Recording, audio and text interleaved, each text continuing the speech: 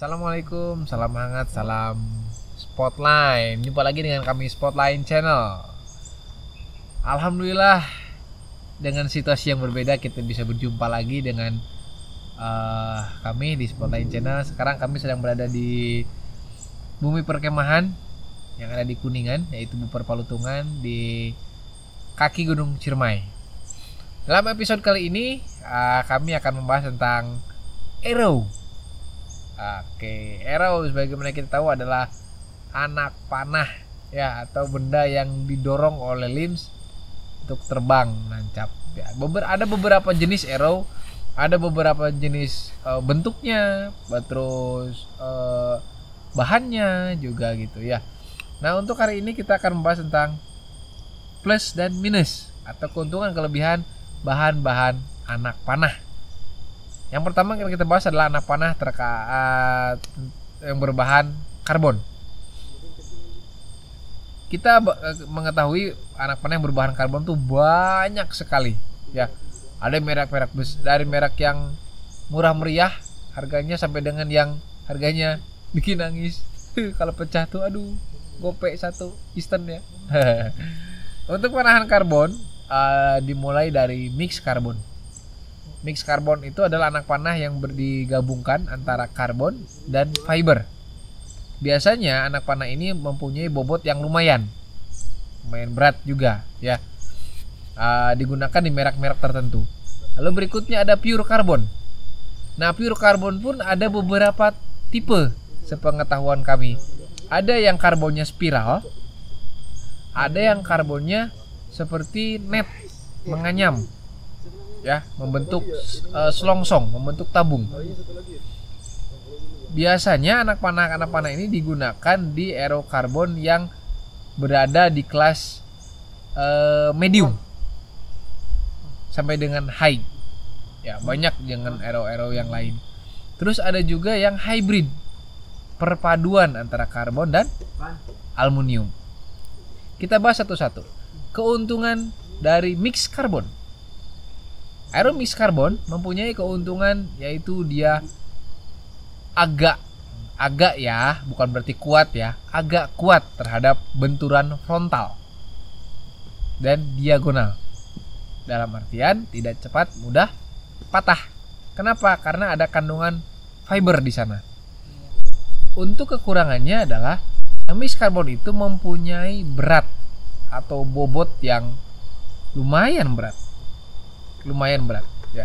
Biasanya ada di kisaran 23 grain atau 23 gram sampai dengan 28 gram, tergantung berapa banyak kandungan fibernya ya.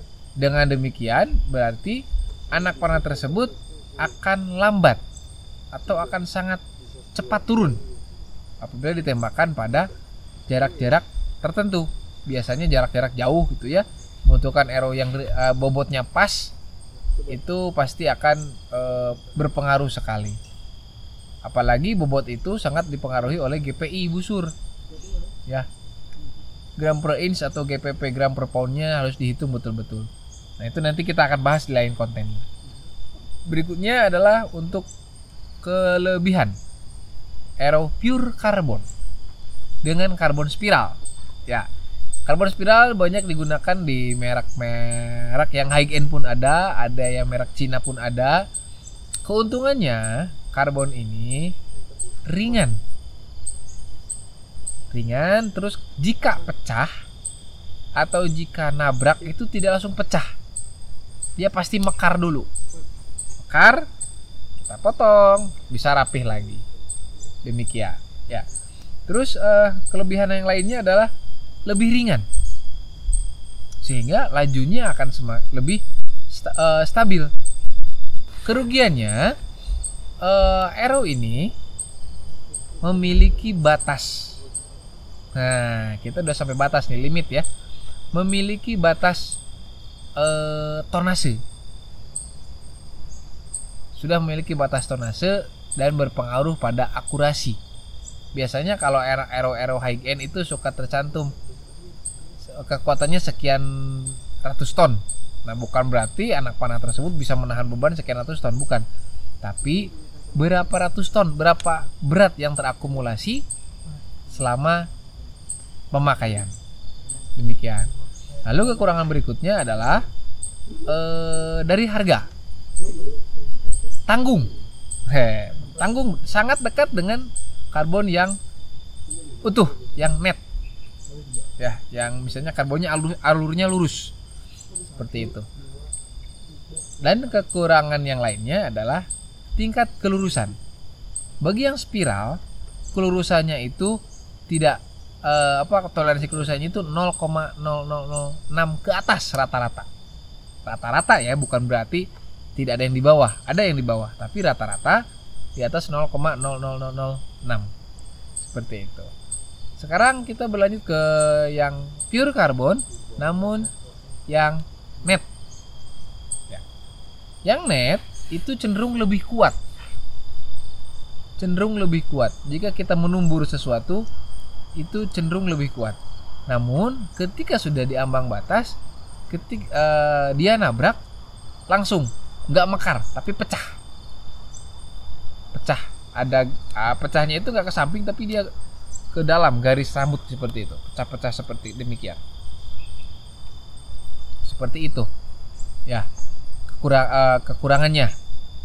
Terus kelebihannya, nah ini lebih stabil terbangnya karena kelurusannya itu bisa mencapai 0,0001 batas toleransinya. Jadi lurus sekali. Ya, biasanya untuk karbon yang net demikian itu digunakan di diameter kecil. Contohnya seperti di diameter 3 ID-nya, inner diameternya itu 3,2. Itu sebesar kurang lebih seperti extend ya, Pandarus, Eropa tembak yang saya gunakan itu diameternya demikian. Nah, terus kelebihannya juga tidak ada batas potong, terus kecil, diameternya kecil, sehingga resisten udara yang dihasilkan oleh badan shaft arrow tersebut sedikit ya, atau lebih kecil daripada yang biasanya. Bentuknya masih silindris. Berikutnya yang hybrid. Nah, untuk yang hybrid ini luar biasa. Di dalamnya ada aluminiumnya, kawan-kawan semua. Ya, luar karbon tapi ada karbonnya garis lurus. Ya, di dalamnya itu aluminium. Digunakan di arrow yang high end. Tapi kemarin ada tuh yang fenomenal arrow yang hybrid tapi murah. Untuk kelasnya. Ya. Tetap aja kalau dibandingin arrow yang biasa mahal jatuhnya ya, tapi untuk sekelas itu murah. Demikian.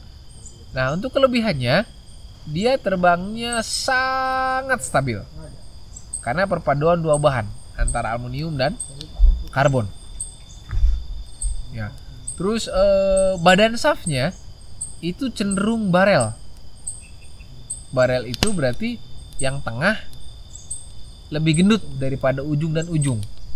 Jadi dia dari ujung kecil lalu membesar sampai tengah mengecil lagi. Gitu. Jadi itu lebih stabil ketika ditembakkan di jarak yang jauh. Seperti itu. Lalu berikutnya kelemahan dari arrow hybrid. Kelemahannya, nah ini kelemahannya yang suka bikin nangis nih. Arrow enak banget. Harganya luar biasa mahal, tapi getas. Hanya itu kelemahannya, getas. Kenapa getas? Karbon itu kan cenderung menyerap getaran.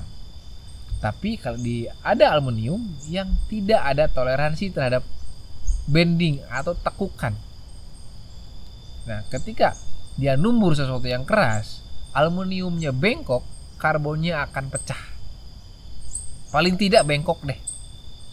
Jadi saya juga heran kenapa arrow karbon bisa bengkok. Pertama tahu itu arrow hybrid. Ternyata arrownya memang arrow hybrid. Ada aluminium di dalamnya. Seperti yang sudah kita ketahui ya, merek-merek besar dan yang banyak dipakai oleh atlet-atlet top, ya memang enak terbangnya, stabil, tapi ya gitu, getas. Pernah saya mengalami kejadian nggak sengaja, ini mah ya nggak sengaja, Ero di poin 10 ketusuk dari belakang sama temennya gitu. Yang ditusuk udah pasti pecah knocknya dan shaftnya bengkok ya.